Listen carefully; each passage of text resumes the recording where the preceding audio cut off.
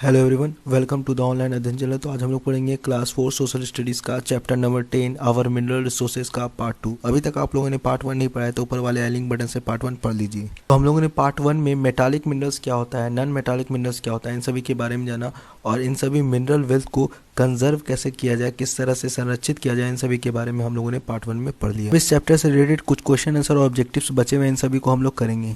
यहाँ पे orally 2 question का जवाब देना था। व्हाट इज माइनिंग, माइनिंग किसे कहते हैं। The process of digging out minerals from the earth is called mining.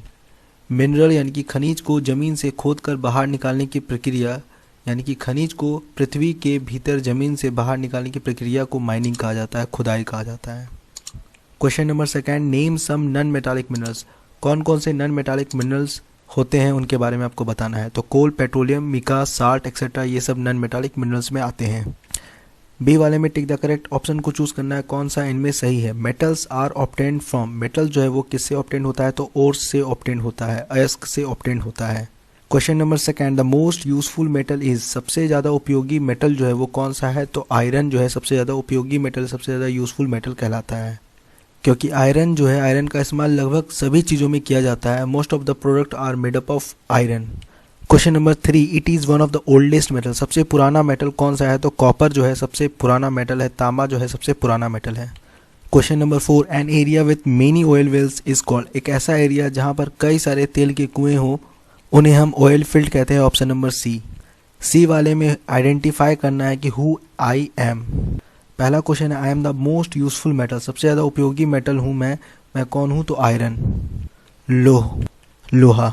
Second number question है, I am the most abundant fossil fuel produce in India, मैं भारत में ऐसा फॉसिल फ्यूल हूँ, ऐसा जीवाश्म ईंधन हूँ जो प्रचुर मात्रा में पाया जाता हूँ, मैं हूँ petroleum.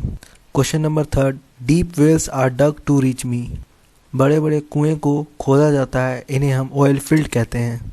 Question number 4, I am use in electrical wires, मैं इलेक्ट्रिकल वायर में उपयोग में आता हूँ, मैं हूँ कॉपर, यानी कि तांबा का इस्तेमाल इलेक्ट्रिकल वायर में किया जाता है और भी कई सारी चीज़ों को बनाने में, जैसे यूटेंसिल्स वगैरह बनाने में भी किया जाता है, बर्तनों को बनाने के लिए भी किया जाता है।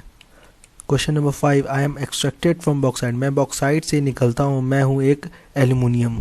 एल्यूमिनियम जो है वो बॉक्साइट से एक्सट्रैक्ट किया जाए, बॉक्साइट से निकाला जाता है। सेक्शन 2 में आपको फिल इन द ब्लैंक्स को फिलअप करना है। पहला क्वेश्चन है, minerals are taken out by the process of mining, minerals को जो निकाला जाता है उस प्रक्रिया को माइनिंग कहा जाता है, खुदाई कहा जाता है। Question number 2, coal minerals do not contain metals, coal एक ऐसा मिनरल, एक ऐसा खनिज है जिसमें मेटल मौजूद नहीं होता।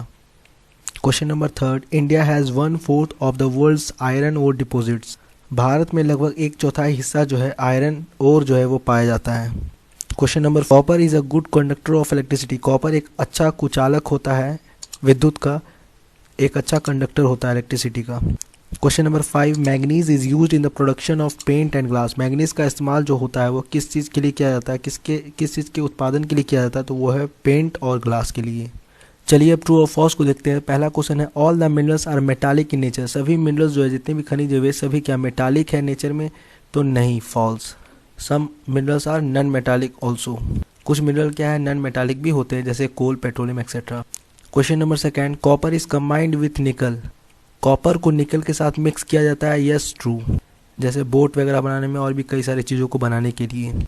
Question number 3, coal is a metallic mineral, coal क्या एक मेटालिक मिनरल है, तो नहीं, ये फॉल्स होगा, कोल मेटालिक मिनरल नहीं है, ये नॉन मेटालिक मिनरल में आता है।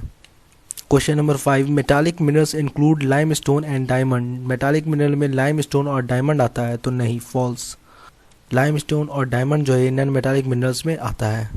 Question number 5, petroleum is not a fossil fuel, क्या पेट्रोलियम जो है क्या ये जीवाश्म ईंधन नहीं है, तो नहीं, ये तो जीवाश्म ईंधन ही है, तो ये फॉल्स होगा। अब यहाँ पे क्वेश्चन आंसर को करना है, differentiate between metallic minerals and non metallic minerals, metallic minerals और नॉन मेटालिक मिनरल्स के बीच में डिफरेंस आपको बताना है। चलिए समझते हैं मेटालिक और नॉन मेटालिक मिनरल्स के डिफरेंस को।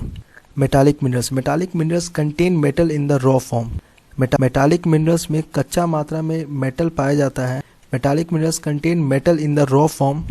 इन non metallic minerals do not contain metal, जबकि नॉन मेटालिक मिनरल्स में मेटल नहीं पाया जाता।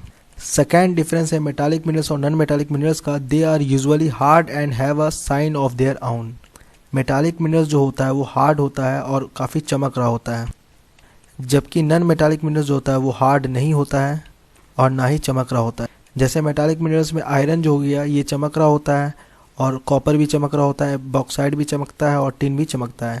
That's why it is known as shining metal. जबकि नॉन मेटालिक मिनरल्स में सॉल्ट हो गया, कोल हो गया, मिका हो गया और क्ले हो गया, ये सब नॉन मेटालिक मिनरल्स हो गए, ये सब चमकते नहीं हैं, ये सब शाइन नहीं करते। तो आप लोगों ने जाना मेटालिक और नॉन मेटालिक मिनरल्स के डिफरेंस को।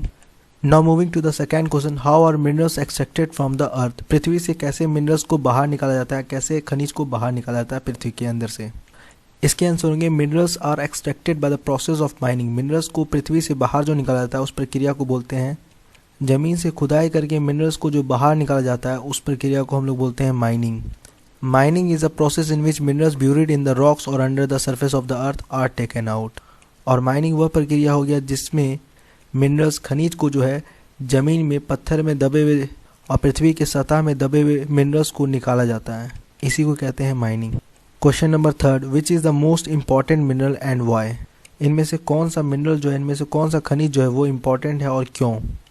इसके आंसर होंगे the most important mineral is iron ore because it is the main resource for any country's development. सबसे ज़्यादा इंपॉर्टेंट मिनरल जो है वो है आयरन ओर, क्योंकि ये सबसे मेन रिसोर्स है किसी भी कंट्री के डेवलपमेंट के लिए, किसी भी कंट्री के विकास के लिए। एंड आयरन ओर को और भी चीज़ कहा जाता है, जैसे it is also called the backbone of civilisation.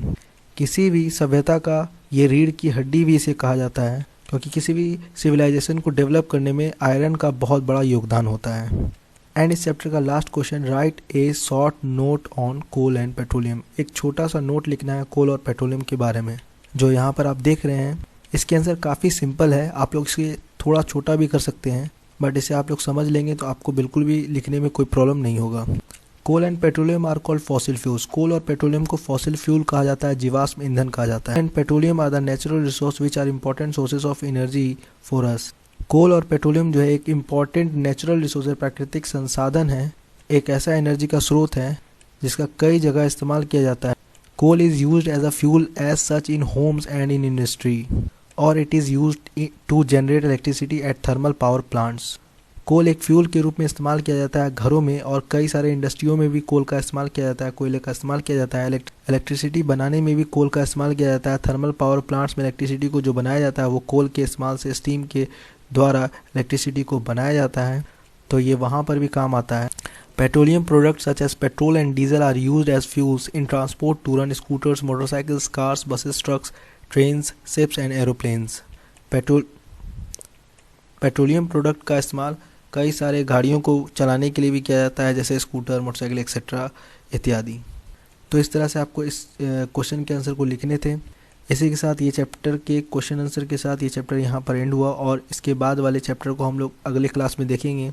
अभी तक आप लोगों ने ऑनलाइन अध्ययन चैनल को सब्सक्राइब नहीं किया तो सब्सक्राइब कर लें, और सब्सक्राइब के बगल में बेल आइकन होगा, उसे ज़रूर आप लोग प्रेस करें ताकि आपको नोटिफिकेशन जो है वो टाइम पर मिलता रहे। एंड ये वीडियो कैसा लगा इसके बारे में आप लोग कमेंट बॉक्स में बताएं, और इस वीडियो को लाइक करें और अपने दोस्तों के बीच शेयर भी करें। Thank you so much for watching my video. Bye.